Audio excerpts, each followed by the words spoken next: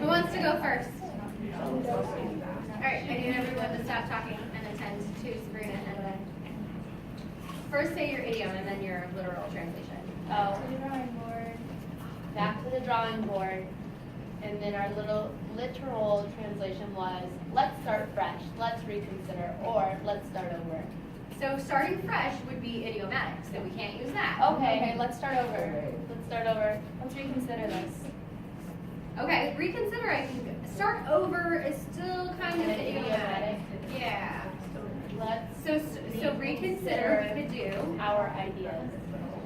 So if we're, what was it again? No, Back to the back drawing to the drawing board. So if we wanted to make it like obnoxiously literal, we could say, and that's kind of what I like to do. We could say something like, yeah, we want to reconsider our ideas, or we could more literally say, our initial conclusion was fallible, therefore we must start from the beginning of our conversation. Something just like super stupid like that. But yes, that one sounds stupid enough. Mine sounds stupid enough? Yeah. I like yours. But you were right. I was just being nitpicky. Okay, who wants to go next? Jill? Okay, ours was life is not always a bed of roses. Uh-huh. So, life or whatever you're talking about isn't always easy or awesome. It can be pretty shitty. Would we say that shitty is idiomatic? Yes. I hope so. Otherwise, we're literally covered in shit. And that's Not be easy or maybe troublesome. okay. Troublesome is good. I can do troublesome. Okay. Yes, I like it. Okay, so now we have to go second next. Wait, can we, I feel like this should be a guessing game. Like you hear the Okay. description and Give us then you the guys try literal. to guess. All We right. can totally do that. When a small occurrence instantaneously changes the mood in a negative manner. Nicely done. What's the idiom? What was the Oh, She you're didn't say missing the one. idiom. Guess the idiom. You have to guess the idiom. Okay, wait. Oh, we have to guess the idiom. Yeah, okay. When a small occurrence instantaneously changes the mood in a negative manner. Going downhill? Oh, I should just hit the fan. But it's That's instantaneous. a good one. That is That's a good one. one. But that's not it, but that's a good one. It's really going downhill. Add insult to injury? It has to be. Nope, that's later. All right, we don't have time for this, so just at the drop of a hat. There you go. Drop of a hat. Oh, At the drop drop of the hat. Yeah, so that's the instantaneously part, right? Yeah, so going downhill is definitely part of that, but the instantaneously thing happens with at the drop of a hat because there's no warning and there's no process of going downhill. It just So automatically shit stops. hits the fan at the drop of a hat. There you Yes. go. Yeah. Yeah. All right, who's next? Jaden. So ours was ace in the hole, and it said, quality, skill, perfect swing, he never misses. Okay, so perfect swing and never misses are probably idiomatic unless we're talking about a literal swing. Yeah. Well, like, yeah, it was for- like we were trying to think of other ways that we could use that phrase, but it seems to be just more comedy competition related topics. So it would be like reference to the. Not necessarily. I actually disagree with that. So that's your ace in the hole. To say that's your ace in the hole often doesn't refer to sports. Often it refers to like that's your. Bread and butter? So when they say ace in the hole, they're actually talking about like poker, and you're holding an ace, and all of this other shit happens, and you're bluffing, and people don't believe you, but you have an ace, and so you win, right? And so to have an ace in the hole. Oh, that's kind of cool. So to have an ace in the hole means that things or Looks like you're in it. so that's a good question because hold Like poker is how table? it's typically said, but the original idiom was hold. Yeah. Oh, really? It said hold now, but that wasn't the original intent. Okay, so we can just go with this. So back to what I was saying. Ace in the hole means that things are going downhill really fast, but I can save it because I have this ace. Or I can fix it because I have this ace. So it's like your backup plan or your advantage. Yeah, Your safety plan? it is, but backup plan and advantage, unless you have a literal backup plan or an actual advantage. Why you gotta make it so difficult? Because that's my job. So if you're saying, this is my plan, and that's my backup in case this doesn't happen. So my backup plan is the right? No, but the ace in the hole is like, I will win with this. No matter what else happens, I'm gonna win because I have this. It's your fail-safe. It's like an It's your fail-safe, So you're saying- which is also idiomatic. Yes, you're welcome. Oh, this is fun. I love this. We're gonna move on for the sake of time. Okay, who's next? Tiana? We're gonna take a shot at this. Don't tell us your idiom. We're gonna try to guess again. Okay. When a negative situation happens and another negative situation happens to create an equally worse situation. Nicely done. Okay, so what does that mean? Add insult to injury. There it is. Add insult to injury. Good job. How about over here? Nope. We're gonna try to guess. We'll see how long it takes us. Barely getting by. Barely getting by is also idiomatic though.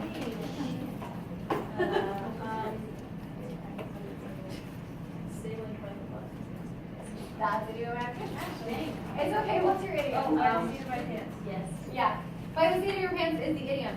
So what's a literal way that we can say that? Because what you said was accurate. It's just also idiomatic. Andrew? I'm not sure if it actually means this, but I think it means like I worked really, really, really hard, and then at this one particular thing, and I barely passed it with. That's one thing that it could mean. The way that I typically think of it is, like you're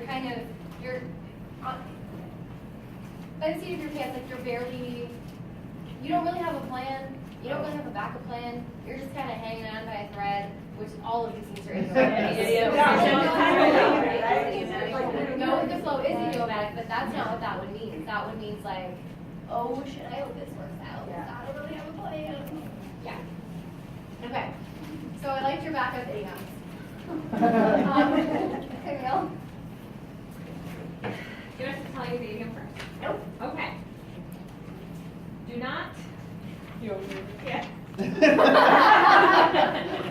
Do not mimic the characteristics of a cow in labor. Find a sensible coping strategy. That is Fantastic. Oh my God. That wins. That wins the day. Yes, yes. Say it again. Yes. Camille can't wait. She can't even read it. Do not mimic the characteristics of a cow in labor. Find a sensible coping strategy. Do we know what the idiom is? Don't have a That's brilliant. Okay, that was fantastic. Yes. Oh, do not mimic. I gotta write it down.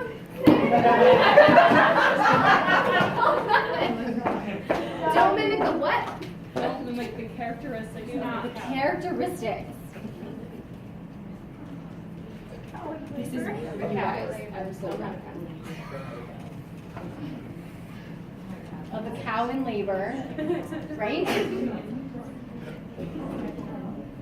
Oh, I was with you. Oh, yes. Oh, yeah, I'm on that.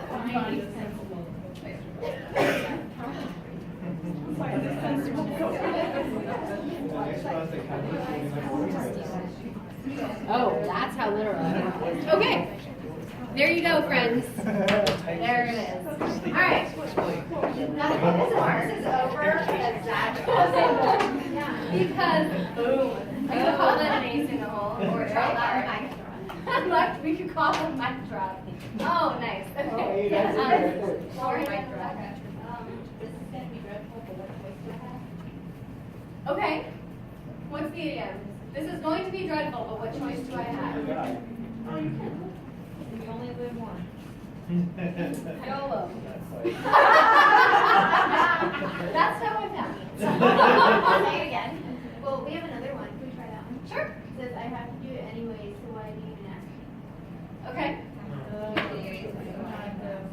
No. Not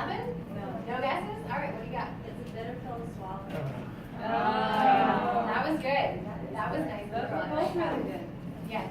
All right, who have I missed? Okay, couple, Adrian, Rebecca, and Deanna, and Christina, and Andrew. All right. It is now your opportunity to make a deciding move, or make that decision. Good, good. What's the idiom? It is now or not? It is now your opportunity to make a deciding move. Balls in your court. Yep, nicely done. Good work. Deanna? When a solution is made, shut up. Speak up a little bit, I can't hear you. When a solution is made, shut up and stop talking. There you go. I like that. When a Yes, we already know. solution is made, shut up and stop talking. Oh, don't beat a dead horse. There it is. Now, Andrew. Shut your face. But also, don't beat a dead horse. It means a whole lot more to those around you to see what you do rather than to hear what you do. Action speak louder than words. Good. Nice and little. I like it. Did we get everybody? Are we good? Yep. That was fun. For me, it was fun. I thought that was really fun. But, okay. 30 minutes. So, regardless of whether or not you thought it was fun, I loved it. But really, like, it is a really good demonstration in semantic meaning because we can get to very literal meaning, and actually the meaning is the same. But if you say it in that literal of a manner, do not mimic the characteristics of a cow in labor, find a sensible strategy, is it received the same way as don't have a cow? No, it does not come across the same way, not by a long stretch. I think don't have a cow is not nearly as funny. Well, for us, because we are collectively now linguistic nerds, because you just rocked that activity, so now you're as dirty as I am. Congratulations. Woo! Yeah, so it is, we can get the same point across, but how effectively we do it is going to vary based on the words that we choose, based on the tone that we use when we say those words. All of that stuff comes into consideration, and that's semantics. So meaning of words and meaning of sentences. So it's not just the use of the individual words, right? But it's how they come together in a sentence, which is obvious anyway, because if we have, let's say we have a dozen words, and we use half of those words to make a sentence, and we use the other half of those words to make a different sentence, and we recombine them into a third sentence, they're all going to mean something different. That's obvious. The way that we put words together has different meaning. Okay. So don't overthink that is what I'm trying to tell you. And so then the study of, the semantic study is rule-governed way languages structure meaning, so that we can say, here's how you string together a sentence, and that has meaning. If you use the same content, but different context, maybe some different words, maybe a different tone, we have rules in our language that say that the meaning changes, and why the meaning changes. Right, so meaning for us doesn't come down to just the word that you use, but also how it's put into a sentence, the affect or the inflection that's used, who you're speaking to, and what your relationship is with that person can also be impacted. And also impact meaning, I mean.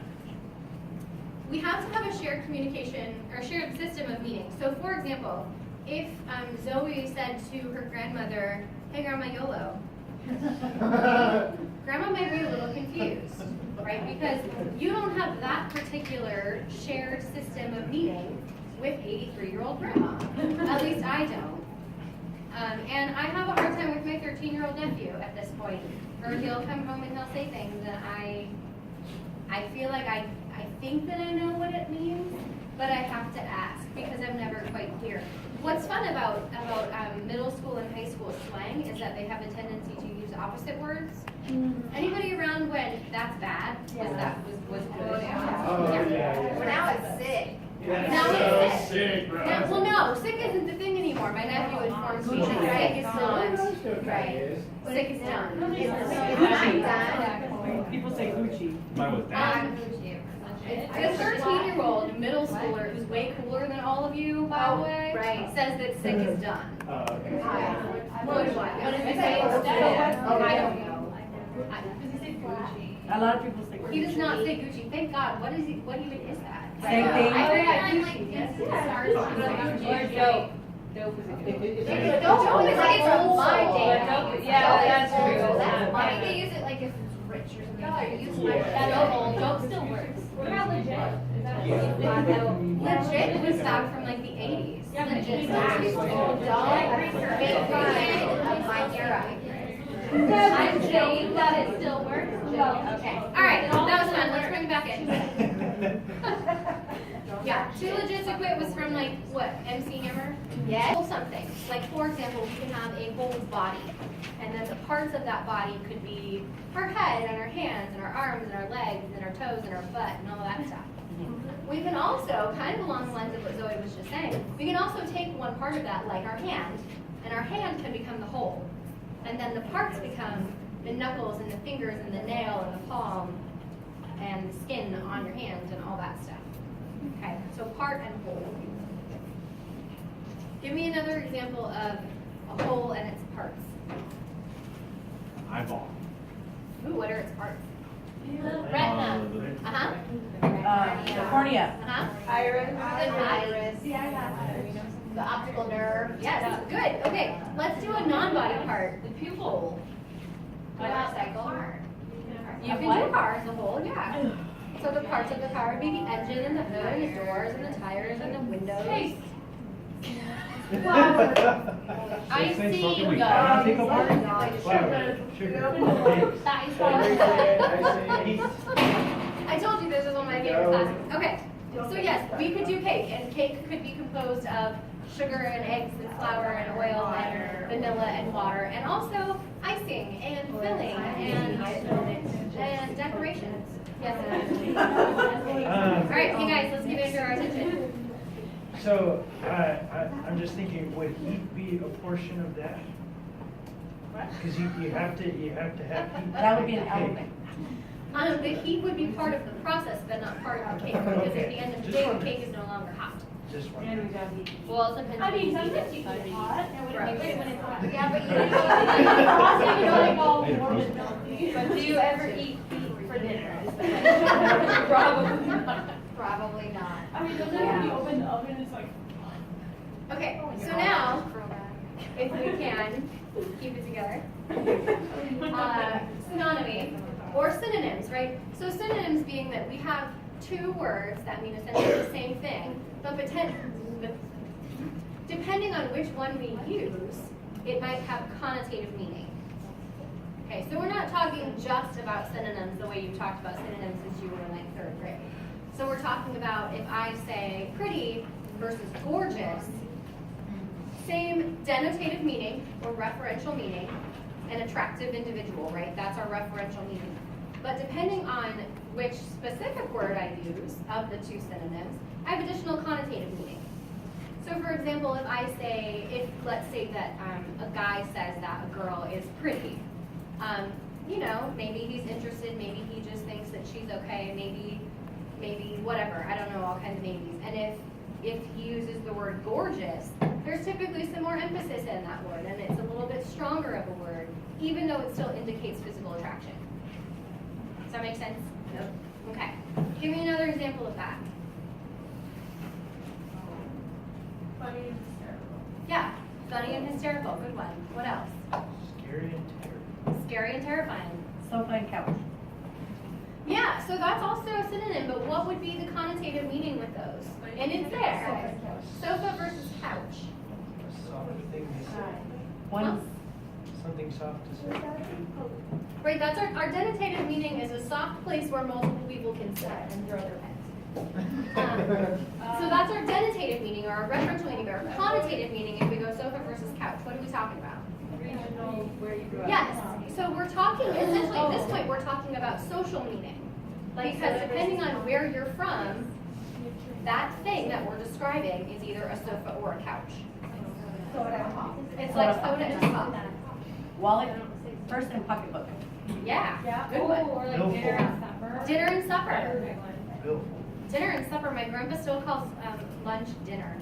And dinner, to my definition, is his supper. Oh, I wanna start doing that.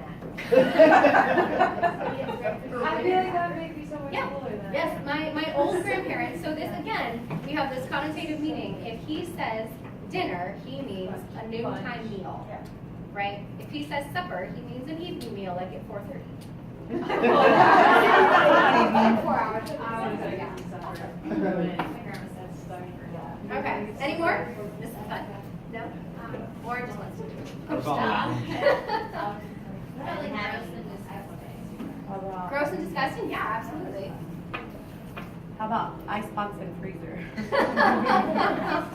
So we've got a lot of really good regional ones, which I like, and also some generational ones. The generational ones would be like the dinner versus supper. It can also be regional though, because there are certain regions where that may actually still be used. Yes, I have a question. Okay. Is highway and freeway different? Yes, those are two different. They're different, It's right? what? But like some people. Okay, so they are technically, I didn't hear. here we go, okay. Highway. So, referentially, they are different things. But connotatively, they're actually used interchangeably. So this is a rare instance where we have different referential meaning, but we have the same connotative meaning. It's usually the other way around. What about house and home? Nice, Stevie. House and home, yeah, those are definitely synonyms, and they would fall under this kind of thing where a house and a home technically have the same denotative meaning. They're both a physical structure where people reside, right? But connotatively, if we're talking about a house, we're probably just talking about the structure. We're talking about a home, we're talking about this place that we've come to know and love, and we feel like we belong there. Yeah. Soda and pop is more regional than anything, right? Like, It's regional, but it can also be generational. Yeah.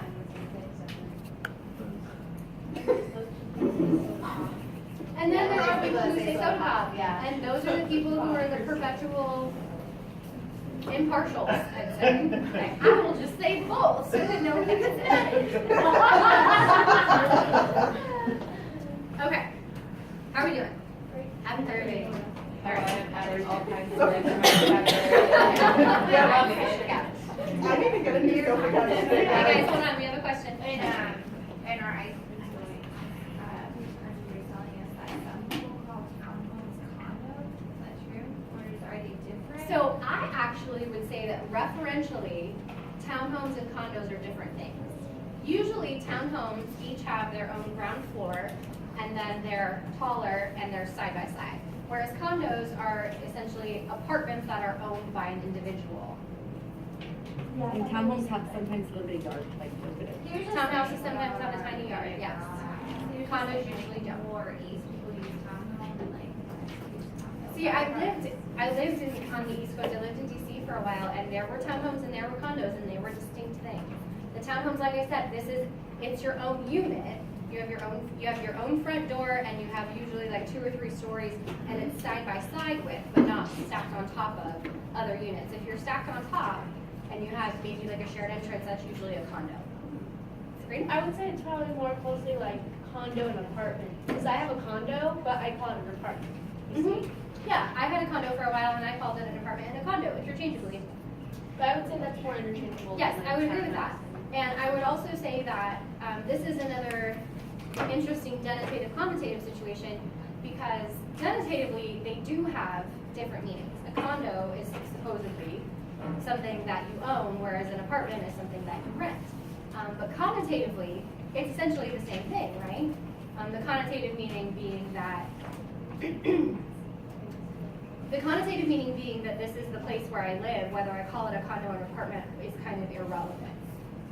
So it usually is the opposite. Usually it would be that we would say condo and apartment have the same denotative meaning. They don't. And then connotative meaning would be, I call it my condo because I own it or I want to own it, something like that. So that's an interesting thing. Andrew? I was just gonna say, just connotatively, like, if you say condo or apartment, you just know it's a smaller space than a house. Smaller than a ranch house. Smaller space than a house, and also attached sideways and above and potentially below as well to other units. So my parents own, they call it a home, but it's literally technically considered a condo, but it's like in a row of houses.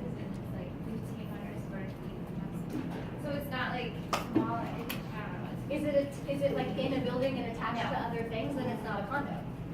But that's how it's listed. Spell it, that's weird. Dedicated to speaking stuff. You can tell them in your linguistics, I'm gonna tell them they're gonna care. a lot. Nobody will care, but it's technically not a condo, but whatever. Anyway, okay, how are we doing on this?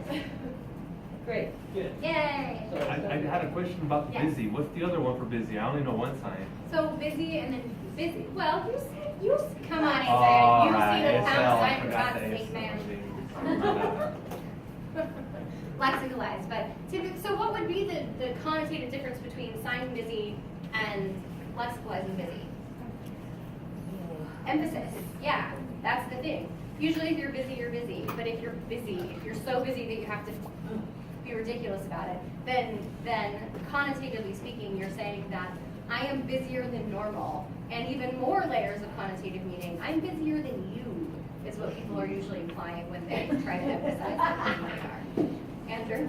In this, so could it be individually as well? Because I use like busy if I'm talking about my day.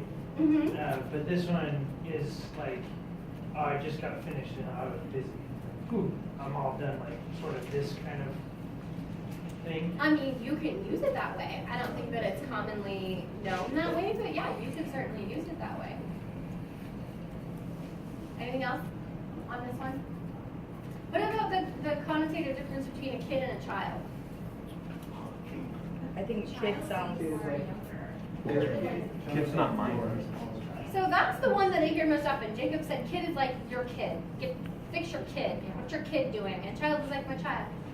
Child It's a little more endearing or a little more nice sounding. When Uh-huh. you say kid, you're like, oh, look It at has kid. right. Or So kid it has has- a negative It connotation. has a tone to it. sort Negative of. connotation. Yes, absolutely. That's now you know the technical term for When I it. first learned the sign for kid, I remember like wherever I learned it, they were like, yeah, kind of like a snotty nosed brat. Yeah, Yeah. right, exactly. Yeah, exactly. Connotative meaning. That's certainly different than. Denotatively, denotatively, we're talking about. Denotatively, we're talking about. We're talking about a person, presumably under the age of like 12, usually. Although if you want to be condescending, again, connotative meaning, you might call a 17-year-old a kid and really piss them off, right? But again, connotative meaning because I'm intentionally calling you something that I know is going to make you angry. Rebecca. Well, shut up and be quiet. Would that be? Yeah, something? synonyms, yes, that would be an example of synonymy, and it would definitely have different connotative meaning, yeah. Shut up is usually a little bit more forceful and negative, Yeah. and be quiet is, technically, it's supposed to be a little bit more polite, but depending on how you say it, it can certainly not be. Unless you say it like, shut up. Okay, so yeah, then it can have different connotative meaning, absolutely. So And yeah, that, she's right. what you just did with your tone, what kind of connotative meaning is that? Wait, Well- stop, don't say it, we need to figure it Like, out. somebody will say something to me, I'm like, shut up. No way. Right. That kind of tone. Hold on, Sabrina's trying to figure it out. Effective. There it is, yeah. It's affective meaning, yes, it's affective meaning. So you can say, shut up, like you're in shock, or you can say, shut up, like, oh my God, you look so good, or you can say, shut up. And that's a little bit more tentative meaning, like seriously shut your face. Yeah, so yes, affective meaning, or affective meaning tells us what the intent of the message is. Whether it's to express like, oh my God, your outfit looks amazing, or oh my God, I'm shocked by what you just told me, or stop talking. Yeah. Okay. And then antonymy, antonymy is just opposites. So again, antonyms, antonymy. The thing to recognize about this is that there are gradable and non-gradable antonyms. So for example, you can have something that's really big and something that's really small. Or you can have something that's kind of big and something that's kind of small. That makes sense. So big and small are still opposites at the end of the day, but the degree of difference can change. Right. Jacob? So it's gradable like subjective? Yeah. Okay. But they're also non-gradable antonyms, so you're either alive or you're dead. Right? It's not, you can't be, we like to say that we're mostly dead, or that we're half dead, or that we're kind of dead. But at the end of the day, actually, you're either dead or you're not. Like you can't be like half pregnant, you're either pregnant or you're not. I hope so. That's not very urgent. Kind of pregnant. That's, no, it's all or nothing, honey. Or win or lose. Yeah, win or lose. Even if you only lost by a tiny bit, You still lost. lose. Yes. But people say like it's not that bad. So I mean, just like it's kind of bad. Right, so good and bad, again, I would say technically, they're not really gradable. It's either good or it's not. It's either good or it's bad. And then we like to put degrees on it because it makes us feel better, right? But at the end of the day, it's either good or it's bad, Okay. right? It's just right because it makes us feel better. That's so true. You say that shit just to convince yourself of it. Oh, yeah. Oh, yeah, that's right. I mean, not to fight you on it, but It's like, okay. question about it, like, as far as ethics goes, like, our IPP 205, like, Uh-huh. it's talking about like the lesser of kind of thing, would that like play effect into it too, like? Oh, yeah. You know, lesser of two evils. I don't know, Right, so if we're saying lesser of two evils, we're still saying they're both evil. They both suck. Right, yeah. We're saying the lesser of, but at the end of the day, they're both not good. Yeah. Right? Yeah.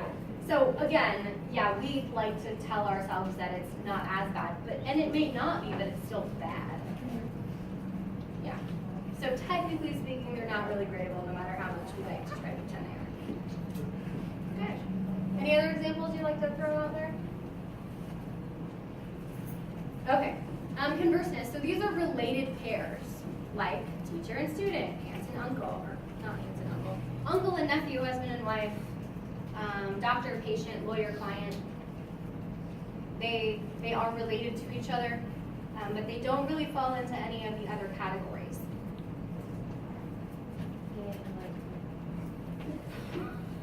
Well, that was actually like the first thing that gay and lesbian. it's like the one with the list.